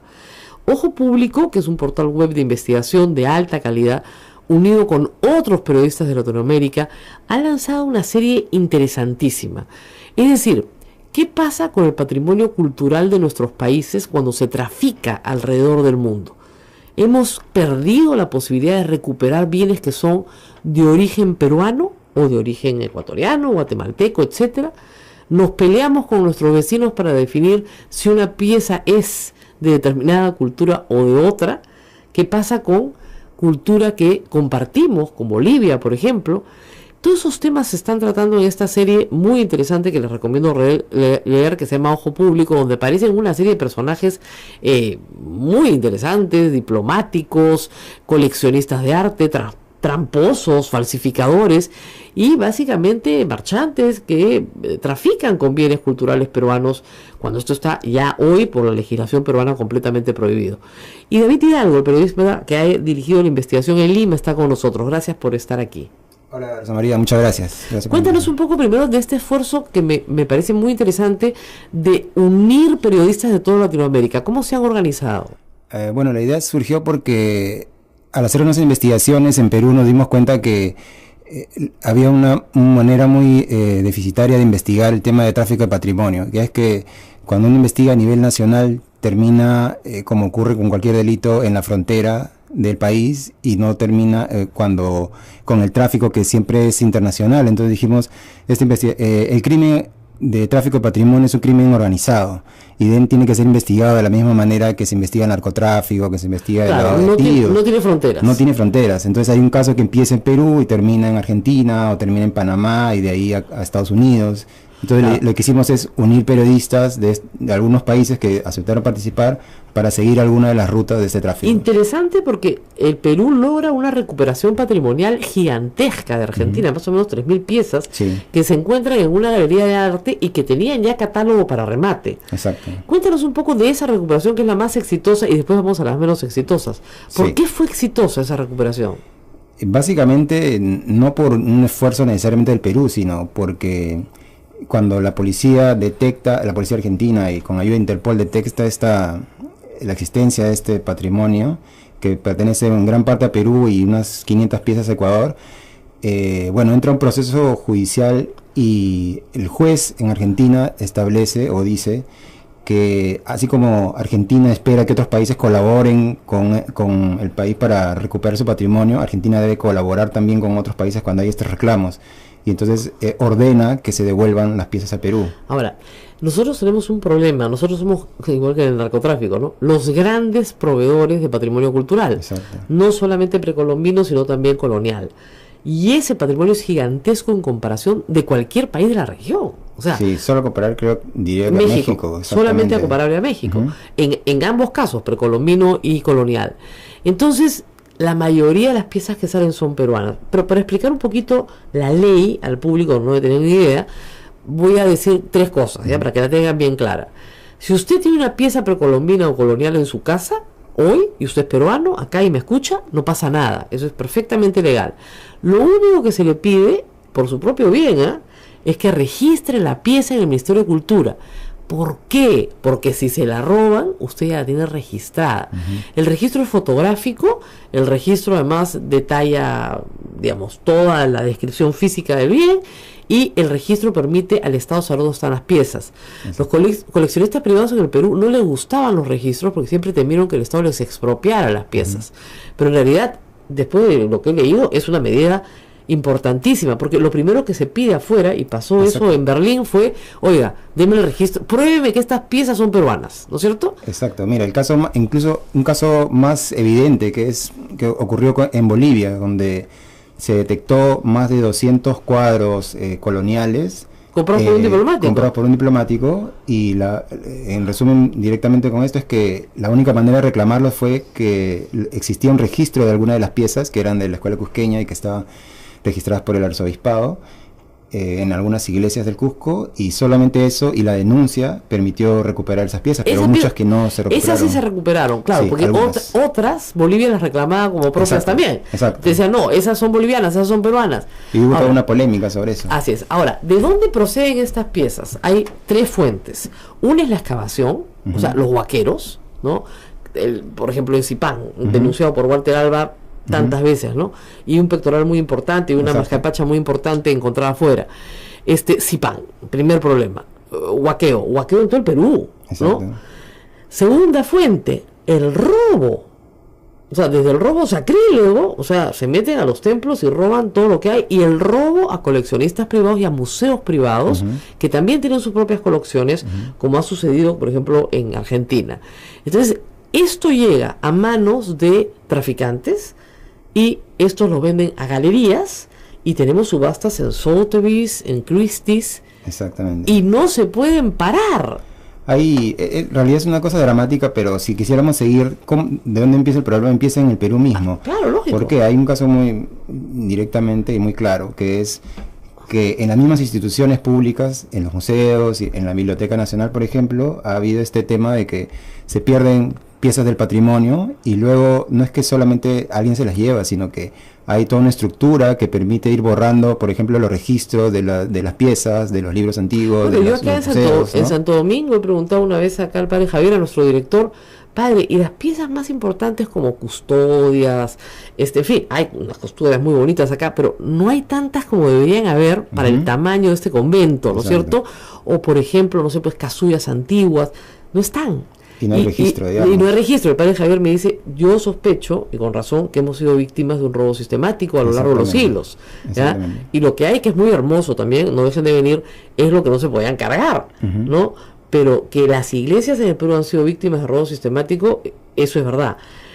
También han sido víctimas de coleccionistas privados que les cambiaban un cuadro colonial por una terma a unas pobres monjas que no se bañaban con agua caliente. ¿No es cierto? Eso también ha pasado. También. Y ese coleccionista privado ha querido sacar del Perú el patrimonio y ahí es donde lo han agarrado. Sí, y bueno, el tema que tú mencionabas del registro también es importante porque permites saber exactamente qué existe en el Perú, ¿no? O sea, ni siquiera el Estado es capaz de decir cuántas piezas arqueológicas tiene. Es imposible. Son culturales. No, digamos, ¿no? Ese es un patrimonio gigantesco. Ahora, hay que decir una cosa también. ¿Qué pasa con el coleccionista privado y el patrimonio? Puede tener mejor conservación. Y esa es una polémica muy grande, ¿no es cierto? Cuando uno va, por ejemplo, al Metropolitan Museum de Nueva York, un museo serísimo, ¿no es cierto? Y entra a la sala peruana, que es espectacular, ¿no es cierto? Y ve esos queros de oro que no hay en el Perú, o ve, no sé, piezas vicus, por ejemplo, procedencia Palacio Schuy, ¿no? Esas piezas fueron excavadas y llevadas a los Estados Unidos en los años 20, 30, 40, 50. Y son espectaculares. Y el museo dice, perdón, es una excavación permitida, incluso hasta patrocinada por instituciones norteamericanas, que a cambio de ese patrocinio traen estas piezas acá. Y son piezas tan frágiles que si no tuvieran el aire acondicionado, la conservación, etcétera, se hubieran perdido. Hay un caso muy claro, que es un manto Paracas que devolvieron de Alemania y que, claro, es delicadísimo, ¿no? Pero incluso creo que fue devuelto con un chip para monitorear si era movido de un ambiente a otro, porque las condiciones de humedad y movimiento podrían afectarlo. Entonces ahí hay un valor complicado, ¿no es cierto? Pues, bueno, estas piezas fueron saqueadas del Perú, pero están conservadas, están en museos públicos. ¿Qué hacer ahí? Es un debate internacional muy interesante, porque, por ejemplo, hace unos años Turquía logró que se recuperara una colección muy importante, que era, digamos, una colección como la de Zipan, que estaba en el Museo de Estados Unidos, y luego cuando lo recuperaron, al poco tiempo se lo volvieron a robar. Entonces, el debate a nivel internacional sobre la restitución es, bueno, ¿para qué devolver? La posición, obviamente, de los museos de los países industriales. Digamos, el museo de Londres tiene toda la colección de griega. Tiene parte del Partenón. Claro. ¿No? Y no digo el Louvre, que se cargó medio Egipto. Claro. En la expedición que hace Bonaparte, además. O sea, ¿cómo le vas a reclamar a Bonaparte que traiga todo lo que trae hasta la piedra Rosetta? Claro. Entonces, tú dices, eran otros usos y costumbres. Hoy hay un tratado internacional, ¿no es cierto? Que ustedes citan bastante en el artículo largo, que de protección y colaboración mutua para evitar el saqueo. Sobre todo hay un convenio, un memorando de entendimiento con Estados Unidos que ha permitido recuperar varias piezas, entre ellas hace unas semanas nomás se devolvió al Cusco un par de piezas de la escuela cusqueña que habían sido recuperadas el año pasado. ¿Qué dice este memorándum? En sencillo es que las autoridades de Estados Unidos están obligadas a informar a las autoridades de Perú si en algún momento se detecta que hay una subasta en donde hay posible patrimonio peruano, o si se incauta algún patrimonio peruano, tienen que informarle inmediatamente para que Perú tenga la posibilidad de reclamarlo, ¿no? Entonces eso ha ayudado mucho, según las personas de Cancillería con las que hemos hablado también, ¿no? Claro, ahora, ¿qué es patrimonio peruano? También es toda una discusión, ¿no? Porque por supuesto competimos con Ecuador, con Bolivia, no con Chile, que no tiene tanto, ni con Argentina, pero con lo que tenemos nosotros y Colombia. Entonces, ustedes citan muchas veces que se citan peritos, ¿no es cierto? Se llaman peritos internacionales, ni siquiera peruanos, son expertos y se determina exactamente a qué cultura pertenece. Primer problema. Por ejemplo, el mismo ministerio, aunque no hay nos llamó la atención en la investigación que no hay una relación, por ejemplo, de peritos. O sea, hay algunos peritos, pero bueno, los que existen, que dependen del ministerio, se encargan de hacer estas revisiones periódicas sobre las subastas que se van anunciando. Entonces hacen un reporte, pero siempre se basa en fotografías, que es el primer paso, digamos. Luego hay que hacer un peritaje de la pieza. Ese primer paso produce un informe en el que se dice esta pieza tiene características de ser del patrimonio peruano, ¿no? Y en algunos casos más bien dicen tal pieza que se está vendiendo como peruana en realidad no pertenece. Y eso es también un hallazgo porque, claro, porque hay miles muestra. de piezas que venden en las casas de subasta de fuera que no se venden como peruanas Y no lo son. y no lo son. Ahora, las fotografías que ustedes publican de algunas piezas son evidentemente Sí, peruanas. Para cualquier persona que está vinculada mínimamente con la arqueología peruana, son evidentemente peruanas, ¿no? Sí. Ahora, la otra forma de sacar cosas del Perú que me pareció interesantísima es a través de unos certificados de artesanía. Sí. Es decir, esto es copia, esto es mentira, son originales. Eso implica una complicidad evidente dentro del Ministerio de Cultura, ¿no es cierto? Bueno, hay una investigación que todavía está en curso sobre el tema, pero lo que podemos decir es que, por ejemplo, efectivamente mucha gente consigue o aduce haber conseguido piezas, certificado de no pertenencia al patrimonio cultural, y luego se ha detectado que la pieza era original. O también ocurre que, por ejemplo, a nivel internacional existen algunas instituciones que otorgan un certificado de que la pieza no ha sido reportada como robada, ¿no? Claro, entonces basta con eso. Los museos del extranjero dicen, bueno, yo tengo este certificado de una organización que funciona en Nueva York donde dice que esta pieza no está robada. Claro. En consecuencia la puedo comprar, pero cuando la han reportado al Perú, resulta que, por ejemplo, hay cuadros de la Virgen de Cocharcas que son unas cosas maravillosas y que habían sido robadas del Perú, ¿verdad? La lección que uno saca de esto son dos, que creo que son bien importantes. Todo aquel que tenga una pieza de valor tiene que registrarla, y eso implica que la Iglesia Católica, por ejemplo, haga un trabajo para el cual no tiene dinero porque cuesta de registro. Sí. Esto es inmenso. Entonces el Ministerio de Cultura tenía un equipo de colaboración, Exactamente. por ejemplo, con la Iglesia Católica para registrar todo el patrimonio colonial. Luego, los museos de sitio tienen que tener actualizados completamente sus registros, bien armados, para poder evitar el robo, y probablemente con doble copia, ¿no? O sea, el Ministerio de Cultura y en el otro lado. Es decir, hacer un esfuerzo registral. La Sociedad Dominica de Medios de Comunicación, Sodomco, presenta A Pensar Más con Rosa María Palacios.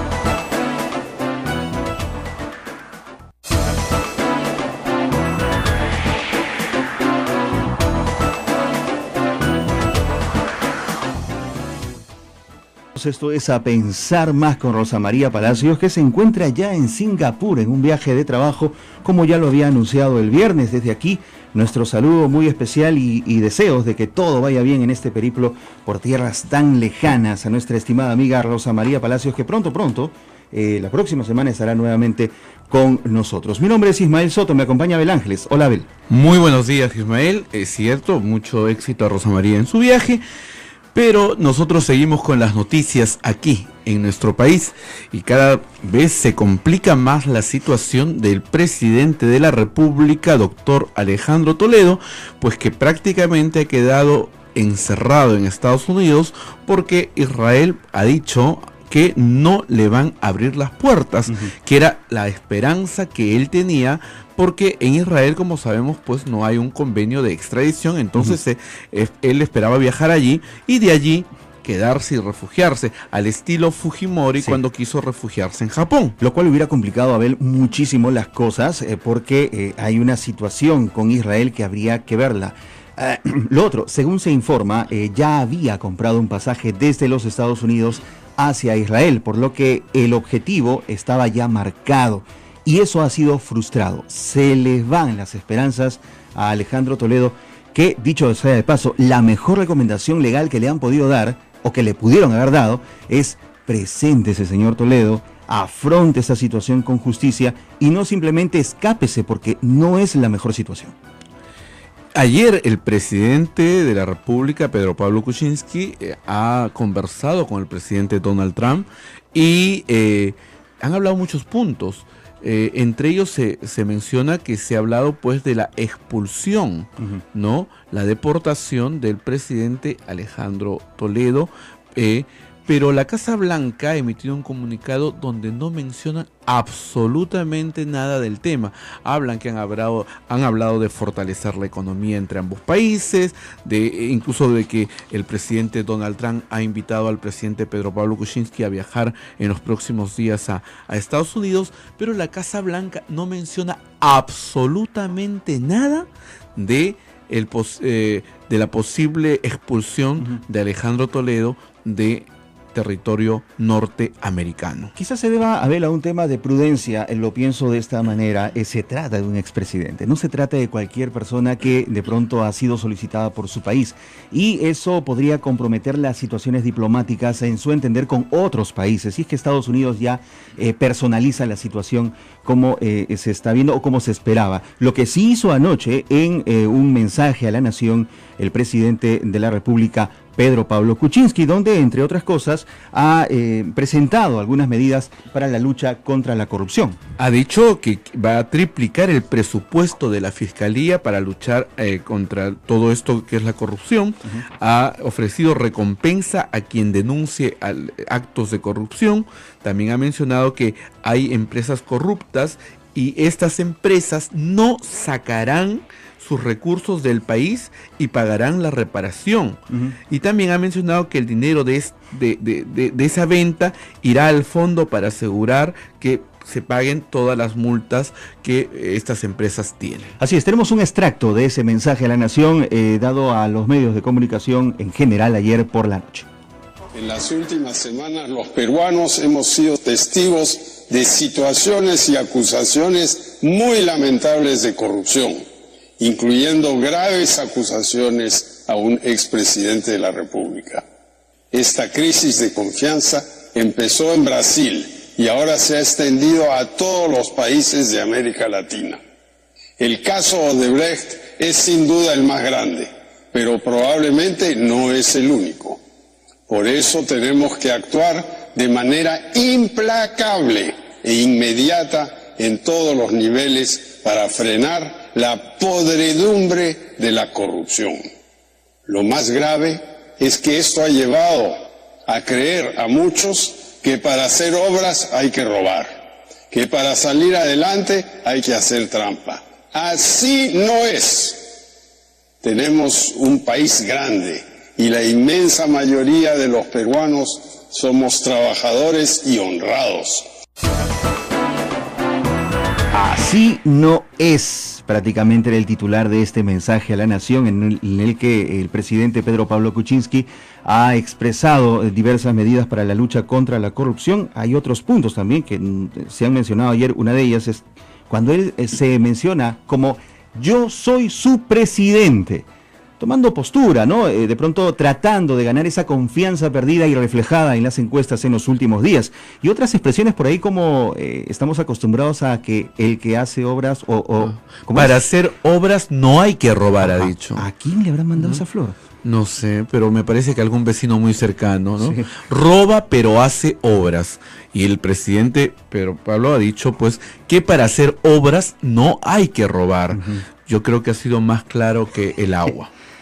Ahora, quiere ganar confianza, eso está claro. No sé qué tanto los oyentes en Lima, en Chimbote, en Arequipa, en Cusco, en Puerto Maldonado, en Ucayali, que nos están escuchando, puedan creerle al presidente Toledo. ¿Qué tanto, al presidente Kuczynski? No sé qué tanta fortaleza o firmeza han sentido en las palabras de ayer del presidente Pedro Pablo Kuczynski. Es esa seguridad que él ha tratado de transmitir, nos da la seguridad de que se está luchando de verdad contra este mal terrible que ha atacado prácticamente a toda América, que es la corrupción. O simplemente la gente piensa que son solo más palabras que se lleva el viento y que mientras no se vean acciones, estas no se deben creer. Y una de ellas podría ser de pronto ver a Alejandro Toledo ya en tierra afrontando. Yo creo que ese va a ser, yo creo que ese, más que discursos y mensajes a la nación, es actos, acciones. Si el presidente Pedro Pablo Kuczynski logra que el presidente Toledo esté en los próximos días, yo creo que su nivel de popularidad y de credibilidad va a crecer. Y si no solamente pasa eso, sino empiezan a caer otros peces gordos, ¿no? Pese a que él no tiene mucho que ver, porque el Poder Judicial es totalmente autónomo e independiente, pero siempre se refleja en la figura presidencial estos actos. Siempre hay un halo de como no lo toman, no lo atrapan porque lo están encubriendo, lo quieren hacer escapar. y incluso hay unos memes, ¿no? Que dicen, pues, ¿quién está protegiendo al presidente Toledo? ¿No? Entonces... obviamente apuntarían todos a un hombre de confianza, claro, en su momento, a su ex primer ministro. A su ex primer ministro, ¿no? Entonces, claro.